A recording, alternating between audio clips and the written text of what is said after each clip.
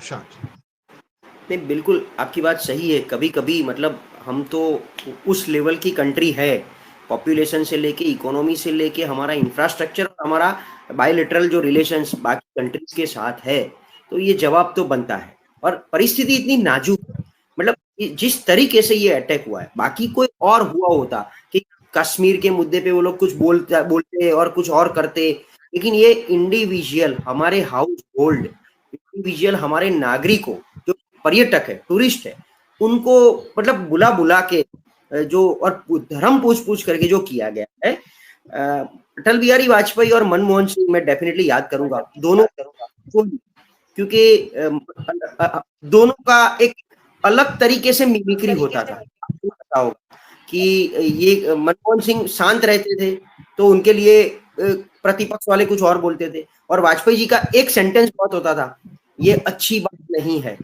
ऐसा बोल के वो एक रिएक्शन देते थे। और हर बार बोलते थे कि भी हमारी खामोशी को हमारी मजबूरी मत समझिए। तो अभी तो हम बहुत ही ताकतवर भी और शक्तिशाली बन चुके हैं, लेकिन आज की तारीख में देखिए, ये आप जो वॉर, आपने पूरा डेटा दे दिया पिछले मतलब देखा तो सेकंड वर्ल्ड वॉर 1945 में खत्म हुआ के बाद आज तक टोटल 250 से ज्यादा युद्ध है कंट्रीज के बीच में। उसकी टोटल कॉस्ट अगर देखा जाए तो करीबन करीबन 6 से 8 ट्रिलियन है, करीबन कॉस्ट, मतलब उससे ज्यादा है, कम नहीं है। और वो पूरा नुकसान इंडिविजुअल के ऊपर थोड़ा थोड़ा जाता है। तो बोलते हैं ना कि जो धारा बहती है गंगा की, तो उसका पानी हर एक जगह जाता है, तो ठीक उसी तरह ये कॉस्ट सबके ऊपर लागू पड़ती है। गिनाया सोशल कॉस्ट, इकोनॉमिकल कॉस्ट, उसकी एक रिवर्स इफेक्ट भी आती है। जैसे कोरोना का एग्जांपल ले लो, 6 महीना लॉकडाउन रहे थे, तो उसकी कॉस्ट सबके ऊपर आई थी। ईएमआई बंद हुए, बैंक वो हो गए, काफी सारों ने तो मतलब नादारी जाहिर कर दी थी। तो ये सब कॉस्ट इंडिविजुअल पर आ जाती है। लेकिन इस बार अगर करारा ये पानी बंद करना, ठीक है, अपने पास एक ऑप्शन था, दोनों के बीच ट्रीटी, ज्यादा से ज्यादा ट्रीटी हम दोनों के बीच में क्या है, इंडिया पाकिस्तान के बीच में पानी वाली ट्रीटी है। तो पानी से क्या होगा, वो पानी का ऑप्शन। और जब कोई कंट्री अपने बारे में सोचता है युद्ध के लिए, जैसे आज पाकिस्तान भी अभी ड्यूअल रोल प्ले कर रहा है। ऐसा भी नहीं है कि वो लोग बोल रहे हैं कि भी ये गलत हुआ और हम भी भारत के साथ है, क्योंकि आतंकी तो वही लोग बड़े कर रहे हैं, फंडिंग तो वहीं से आ रही है उनकी। तो उसके सामने वो लोग भी कोई अलग ही रुख रहे हैं। जब वो क्लियरली सोचने लगे कि, और या तो एक सेल्फ प्रोटेक्शन के लिए इंडिया कभी भी कुछ कर सकता है, हमें भी तैयार रहना पड़ेगा, तो पाकिस्तान के पीछे भी लोग बैठे हैं, चाइना है, ये मतलब सऊदी क्या करेगा पता नहीं, इस्लामिक कंट्रीज क्या करेगा पता नहीं है।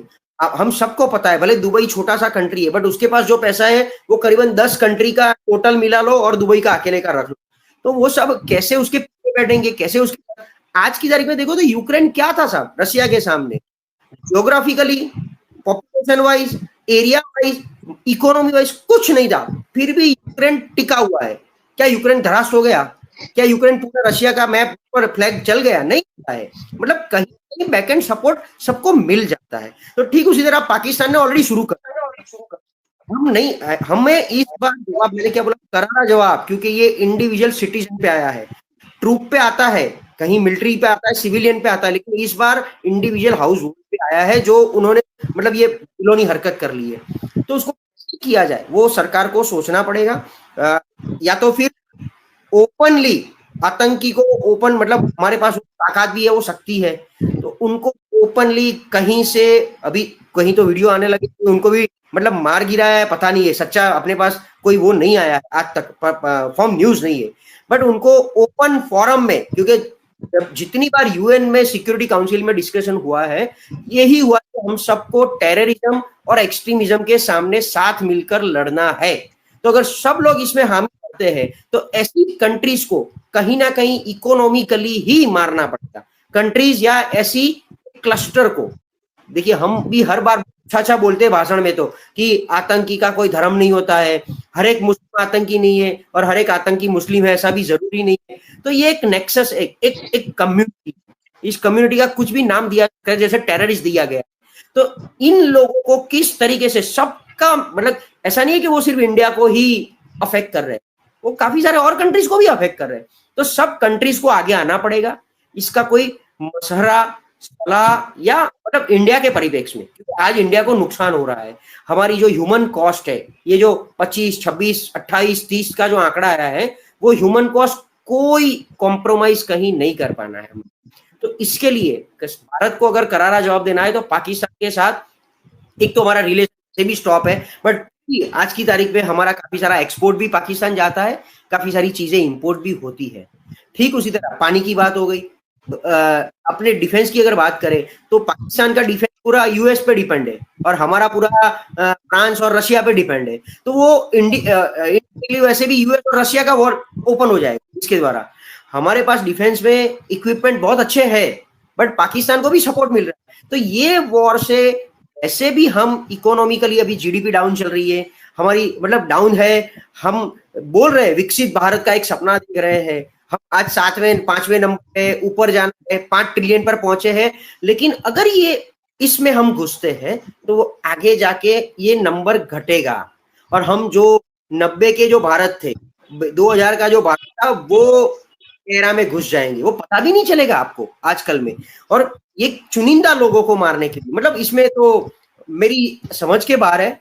हम सबको मिलके और सरकार को भी किसी और कंट्रीज के साथ मिलके और मशवरा करना पड़ेगा।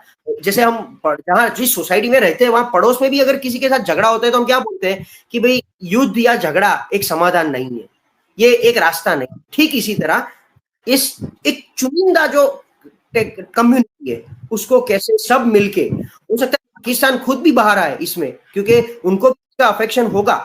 तारीख में तो वो हमारे सामने बोल रहे हैं, इंटरनली उनको खुद को भी ये भय है कि हमारा क्या होगा वो पता नहीं है। तो मुझे लग रहा है सरकार का यूएन से लेके टेररिस्ट अटैक के ऊपर कैसे मैक्रो लेवल पे सोल्यूशन लाया जाए, वो दिशा में सोचना